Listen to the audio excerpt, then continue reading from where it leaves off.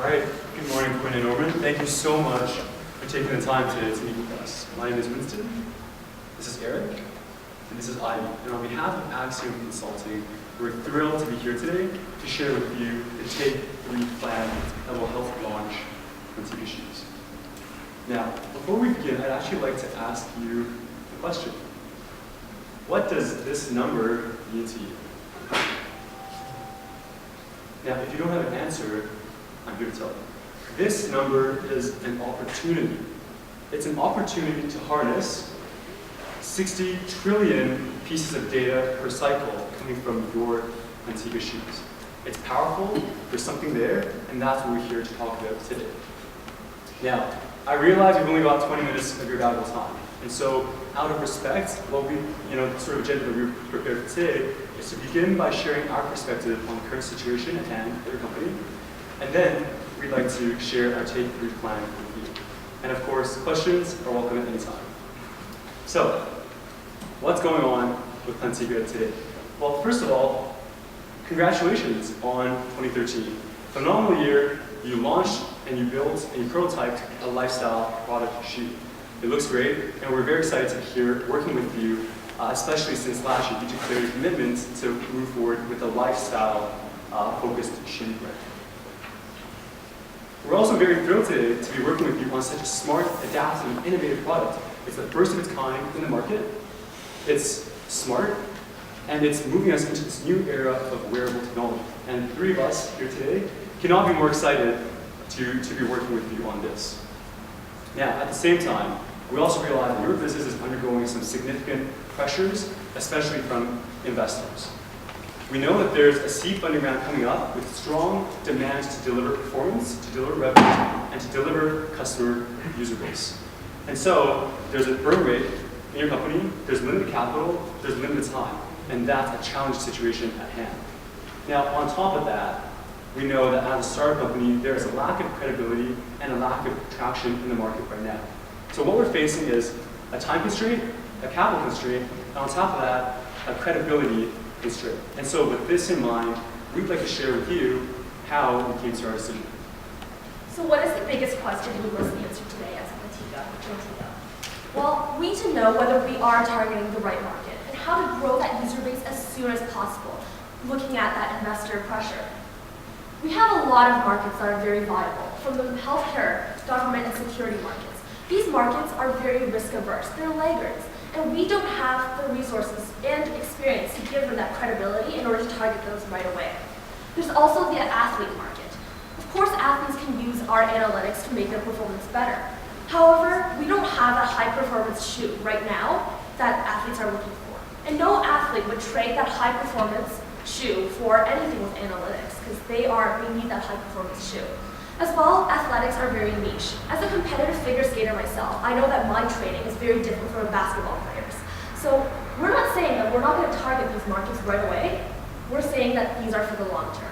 For the short term being, our innovators and early adopters are the lifestyle market that you have already committed to last year. We have a shoe for them, and they are the tech junkies within that market that are on Fitbit, on Pebble, or on Jawbone. But as well, they also seek comfort. They want a comfortable shoe to walk in when they are sending their kids off to school or walking through the park. Looking at this market, we need to identify a few things: who we are and who we are not. Let's begin with who we are not. We are not a mass market ready-to-wear product. We don't sell off-the-shelf shoes. We are definitely not low cost. We spend a lot of time to try to give consumers exactly what they need to make them the perfect fitting shoe. Lastly, we're not the best in-class performance athletic shoe. We don't want to compete in the high-performance market as of yet, because the only way to do that is to partner possibly with Nike and Adidas. And you are a team of such passionate and driven entrepreneurs. Why would you want to give a unique product that has the potential and has dared to compete in this market to a competitor that no one has dared to challenge yet? Next, who we are. We're adaptive, customized footwear. We are a lifestyle shoe, geared towards what people wear the most every day. And we're an innovative young company that wants to continue to disrupt this shoe market that no one has yet challenged. And with that being said, let's answer the question, how do we disrupt the shoe market today? Introducing the Take 3 plan of action. What does Take 3 mean? Well, Take 3 plan means that we want to harness big data to drive more sales. And here's how. Take 1, we want to harness big data to go to market with a shoe that's customized for every single one of our customers. Take 2, we want to harness big data to build a rich third-party developer environment for APIs and open SDKs. Take 3, we want to harness big data to manage, create, and more importantly, sell and capitalize from all this data. So that's the Take 3 data plan that we walk through momentarily. So let's start right off the bat with Take 1. What are we doing here? Well, we've got a short window of time for the seed funding round. We need to deliver results and we need to deliver sales. And so what we want to do with the go-to-market strategy right now is to reach out to those early adopters, those innovators, the people that will buy our products, and we need to get them aware of Antigo. And we plan to do this by not only leveraging social media, but also reaching out to the various channels of communication, such as Engadget, Gizmodo, Lifehacker, you name it. We'll reach out to these early innovators, the people looking for these sort of new, innovative wearable technologies, and we'll make them our first users. Next, we'll get them to buy our shoes. And every step of the way, we want to capture all of their positive user experiences, because those are the same stories that we'll be telling the future customers. So they'll buy the shoe, they'll go online, they'll check out the web app, they'll check out our mobile app, and they'll see suggestions about their posture, their gait, etc. But this isn't the interesting part. The interesting part is being able to close that loop. Thanks to all this data that we're able to collect and analyze on our customers, we're able to close and create a continuous buying loop to not only sell our customers one pair of shoes, but to sell them the next pair that's even better than it was before. Because we know exactly what it is about their specific walking habits that can be tailored to make their shoe experience even more comfortable. So we want to close that loop. But we don't want to stop there. We know that we can create the best customer experience in shoe buying for Canadians. But we can also take that big data knowledge and bring it to the people that need it the most, people that walk the most. We were shocked to find that African women walk up to 60 billion hours every year. That's 6 kilometers per woman every day, carrying up to 80 pounds of water. So our model here is that when our customers need a new Plantiga shoe, we will donate their old pair, and because this old pair is still very comfortable, very stable, using Plantiga technologies, we will give that to the African woman who needs it the most. Now, we'll partner with Charity Water, who has an extensive network of partnerships, as well as network their distribution channels in which we will distribute by. Great, so Take 2 is all about the technology that we're using. And to start off, we're launching not just a shoe, but an app that comes bundled with it. What does the app do? Well, again, looking at our 6-month time horizon, we want to accomplish a lot in this short amount of time. The app's going to be pretty simple when it launches. We're looking at an app called Align, and in essence, all it does is collect the data from your shoes once a day and transmit it to our servers, back on our account. However, we're also planning to add on a web app. And so this, obviously, a web app is much easier to design than a series of applications for different kinds of phones and platforms. By using a web app, we can put all of our analytics here and really accomplish kind of a good image in the first 6 months without having to invest too much time and resources into developing a comprehensive app just yet. But where's the meat in Take 2? Well, to pull a funny quote from one of my favorite presenters, Steve Ballmer, it's all about developers, developers, developers. And in this sense, what we want to do is we want to look at and imitate one of the most disruptive technologies, hardware technology that's come out in the past 15 years. Let's look at the iPhone. What did Apple do? Well, they released this fantastic piece of hardware, but on top of that, they opened their SDK, they opened their software development kit to all developers in the world and said, hey, you guys come here and develop unique software, unique applications for iPhone, and we'll help you sell it. We want to be able to do the exact same thing that iPhone did to the application market of the mobile devices and apply that to the nascent and growing wearables industry. How are we going to do that? Well, we're going to launch open SDK, so open software development kit for all the developers, and also an open API. And this is just another way for us to show our users that we're open about their data use, and we're willing to give them access and control over their data and say, hey, if you want to share your walking data with an app like Photography, or maybe a calorie counter app, then that's your choice, and we'll allow that, and we'll help you smoothen that process. So can you just talk about how you're planning on doing that? Sure. So essentially, so which aspect, the SDK or the API?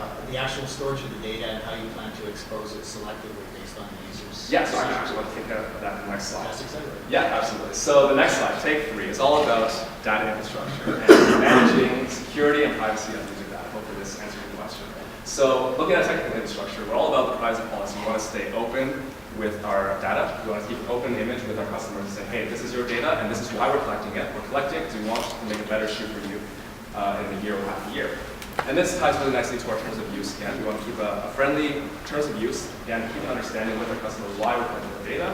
And on top of that, have strong internal data collection standards. So making sure we're not collecting anything that is not necessary to our core business model, which is to design a better shoe. But obviously security and protective measures are very important. And as a startup, it's expensive to manage security for a small subset of data or a growing subset of data, especially with only 3 or 4 members of our company. So how do we plan to accomplish this? Well, we're looking at outsourcing our data hosting and outsourcing the security element. And so right now we're looking at a company, for example, such as Bell. Bell is a great data hoster located in Canada, so it stays in line with the PIPEDA rules, which restrict Canadian-produced data to stay within Canada. So we're jumping through all the hoops here, but really it's keeping our clients' data safe at the end of the day. So just on that question, Sure. what about, are you looking just to stay in Canada, Canadian market, or what happens with your United States or any other country? Yeah, so this is going to be our specific kind of launch plan for the Canadian market. As we expand to the American market, the privacy standards there are very different, and so we're going to have to adapt to that accordingly. Right now, we understand that Quinn wants to stay in his home country. He wants to keep his company and his funding sources here, and so we're trying to capture the Canadian market first, get the launch there. How far out are those other geographies, those other regions? In terms of timeline? Yeah. Sure, do you want to do it again?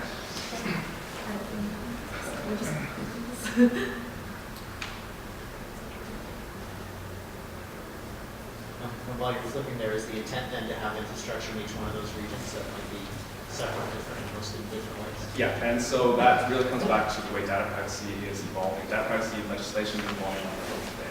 So I mean, yes, there are countries that are trying to move towards one collective standard internationally, but as it currently looks, at least in the next 5 to 10 years, it's probably, or at least 5 years, sorry, it's probably going to stay within each national standard. And in that sense, we want to keep Canadian data at least within Canada, American data in America, and so on and so forth. I know Quinn and the other investors are looking at expanding to Asia right now. That's an option we want to consider moving forward. Sorry, last question on that. Yeah. So is the infrastructure underlying all that is going to be owned and operated by the company or outsourced as well?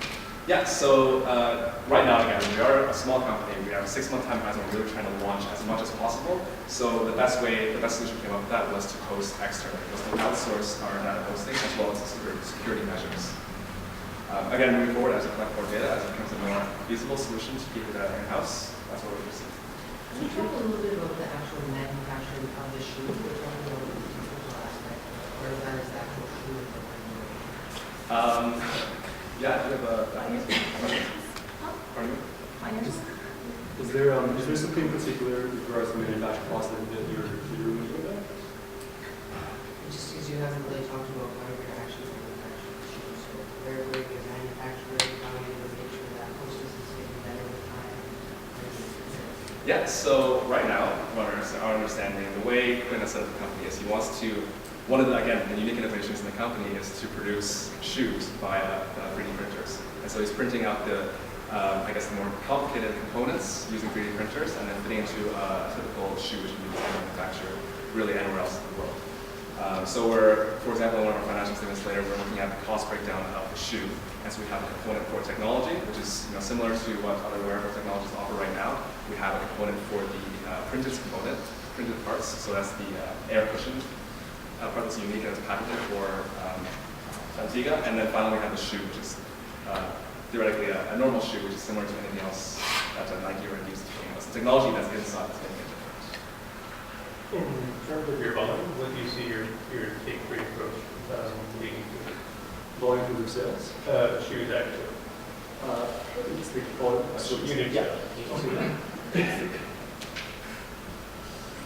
So some of the forecasts that we anticipated in the volume sales, take a look here. So let me see if this is a highlight. Great. So right up here, quantity sold, Antigua shoes. Along the top, we have half-month intervals. And so in the first 6 months, we're looking at 1,000 units sold. And by the time we reach the end of the 4 years, we're looking at 32,000 units. And as a follow-up, I was excited that you incorporated the social responsibility aspect to your proposal. Based on this growth rate of shoes, how many shoes do you see donated to charity?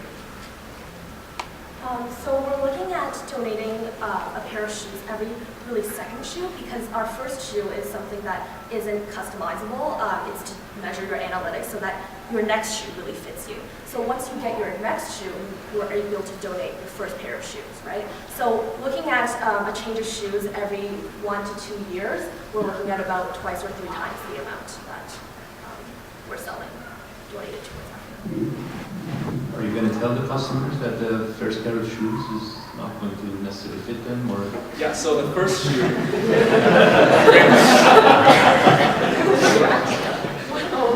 So that's a great question, and I'd love to answer it with my next slide. All right, here we are. So the big idea of Take 3, bringing it all back.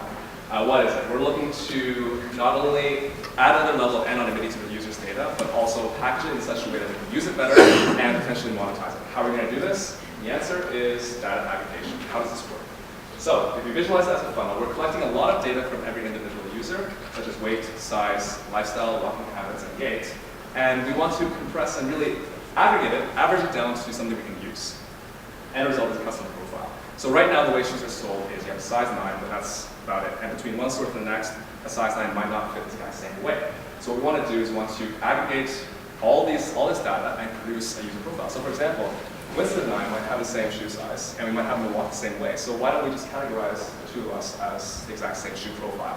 And this makes it a lot easiasier for us from a production point of view, and also a lot easier in terms of the classification. And finally, it eliminates the issue of biometrics and identifying information with your gait, because now it's compressed into one profile, which maybe might match thousands, if not tens of thousands of people across Canada. So to take this back to your question about, we're offering a shoe that might not fit perfectly on the first time. Well, yeah, that's absolutely true. But what else are we selling? We're selling a shoe that's basically a size 9. Like that's what I would buy anywhere else in the store. But it's also a shoe that adds the analytic features, so I can see how I'm walking, how that my gait is affecting my posture. I also have the added benefit of the air cushion technology, which is a patented design by Plantiga. So there are a few other added benefits there, but the big value there is the promise of a perfect fitting shoe every time for the customer. So, we just talked about the Take 3 plan. Specifically, we talked about taking 1, going to market. Take 2, we talked about building that developer environment. And Take 3, we talked about how we're going to manage this data, and we're going to aggregate it into customer profiles that are marketable and monetizable. Now, our team did a bit of financial analysis, and what we found is that in order to recoup the $900,000 R&D cost upfront for the existing lifestyle shoe that you currently produce, we're looking at a break-even point of about 2.5 years, and this also ties back to that financial income statement that we just saw previously. Next up, we need to talk about the team that needs to make this happen. Well, we know that you're a small company, tight on budget, so we need all of you to wear different hats right now. So for marketing, promotions, and all that stuff, you need to do it all. Well, we also need to develop our basic application to analyze the walker's gait, and for the basic app for our shoes, as well as the web app, the native app. And we'll do it with a bioinformatics specialist. This bioinformatics specialist will know how to transform the data that are just numbers and turn it into something that customers can visualize and take value from, such as adjusting your posture or moving your sole a little bit forward for your next shoe. And finally, we're going to contractually work with an orthotist. This orthotist has dealt with many ways of customizing orthotics for people's feet and understand the way that a foot specialist needs to operate. This also gives us the big stamp of approval and opens the healthcare market for us in the future. Great, and just a quick overview of the risks we identified. It comes in the 3 broad categories we're looking at: attraction. We address this by classifying very clearly who our target market is, and they tend to aggregate in one streams of marketing. So we plan to follow these channels and target them directly. Our second key risk here is retention. By forming this closing loop, by creating a sales cycle, we're planning to capture a customer and then keep them in with us because we have their data. We have the perfect shoe design for them. And finally, we're looking at data protection, and I think I did a pretty good job here arguing why outsourcing this security, at least in the first 6 months to 2 years, is a great idea in terms of cost and in terms of protection. So by using the Take 3 plan, you are simply 3 steps away from completely revolutionizing the way that consumers buy shoes. Thank you.